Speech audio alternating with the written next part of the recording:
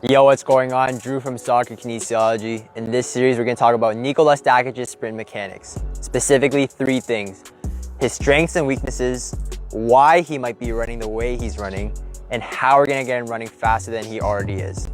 To start, I'm going to break his sprint into 3 phases. 1, the preparation phase, 2, the early drive phase, and 3, the late drive phase. In the preparation phase, this refers to anything that happens before the first step in the forward direction. So this can be the ladder exercise or getting into that position before he sprints. The early drive phase is going to refer to his first 4 strides, so 2 on his right and then 2 on his left. The late drive phase is going to refer to anything that happens after his first 4 strides. First, we'll identify his strengths through the ladder exercise. To start, he's triple extending, meaning that his hips, knees, and his ankles are going through extension upon takeoff. Now, this is crucial to maximize the amount of force that he's pushing into the ground to propel himself forward. Now, what he does with his swing leg is even more impressive.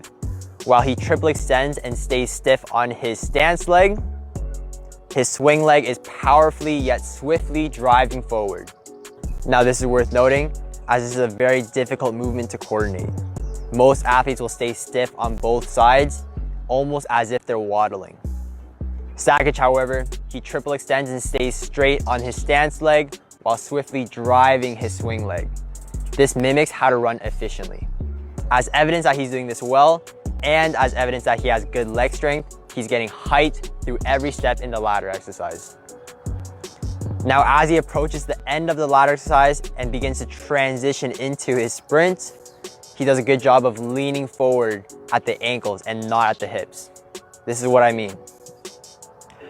As he transitions from the ladder into the sprint, he begins to lean and bend at the ankles. Instead of what a lot of athletes do, they start to bend at the hips. Now, bending at the ankles instead of the hips has a lot of advantages. Anatomically, you can push more force into the ground when your hips are extended. From a physics point of view, if you break at the hips, less of your upper body's mass contributes to pushing force into that ground. Moving into the early drive phase, Stakic does a good job of engaging his core. Not only his abdominal core, but his posterior and lateral core as well. If he wasn't to engage one side of his core, he would begin to lean or bend in the opposite direction. So for example, if he weren't to engage his abdominals, he would begin to lean backwards in his run. If he were not to engage his posterior core, he would begin to lean forward while he's running, or he would also begin to round his back as he's running. If he weren't to engage his lateral core, however, he'll be more likely to lateral bend in his run or lateral twist. By engaging his core, he's able to translate more of his force into the ground and lose less through trunk motion. All throughout the early drive phase, Stakic continues to triple extend on his stance leg, but this is super impressive considering that he's also maintaining a powerful and swift leg drive and a swift and powerful arm pump. Now, moving into the late drive phase, Stakic continues to triple extend on his stance leg, swiftly and powerfully drive his swing leg, and have his arms going. He also continues to keep his core engaged. Stakic has a high heel recovery, meaning that his feet loop up to his glutes and come above the height of his opposite knee. Lastly, Stakic spends a lot of time in the air. Now notice I'm not saying that this is a strength in the earlier phases of his run. I'm saying that this is a strength towards the latter phases of his run. This is because when you're on the ground, that's your opportunity to decelerate. You cannot decelerate when you're up in the air. So by maximizing the time in the air, you're more efficiently maintaining that top speed. Now, before moving into his weaknesses, I must say that I've worked with a ton of athletes before, and Stakic, before any work is done, has very impressive running mechanics compared to the others. However, he's not one of the fastest. I've identified just a couple of things that if he were to work on, his speed can drastically improve. Now, through the ladder exercise, Stakic pumps his arms through his elbows instead of going through the full range of motion at his shoulders. Now, this doesn't concern me very much because as he goes into his actual sprint, this is not translated. Once he's actually running, he goes through the full range of motion at his shoulders. He's also landing in plantar flexion, meaning that his toes are pointed down. What this will do is it will reduce the amount of force that he's able to push into the ground, contributed by the stretch shortening cycle. In addition to that, he's limiting the amount of range of motion that he has to extend through.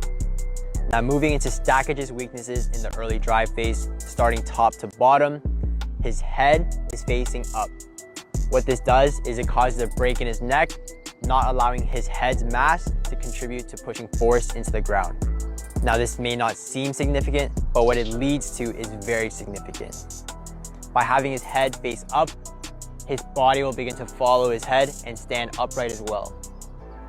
This puts him in a disadvantageous position to push force backwards, propelling himself forward. By standing upright like this, you're pushing straight down into the ground, pushing yourself straight up into the air. Now, as I said before, you can only decelerate when you're on the ground, but the same applies for acceleration. You can only accelerate when you're on the ground as well. So in the early drive phase, when you want to get up to speed as fast as possible, you want to maximize the amount of time on the ground. To do that, you want to push back, propelling yourself forward, instead of down, propelling yourself up into the air. Now, once you get near or at your maximal velocity or your top speed, that's when you want to flip it and spend more time in the air and less time on the ground to efficiently maintain that top speed. Now, in the early drive phase, you want to maintain that forward lean position.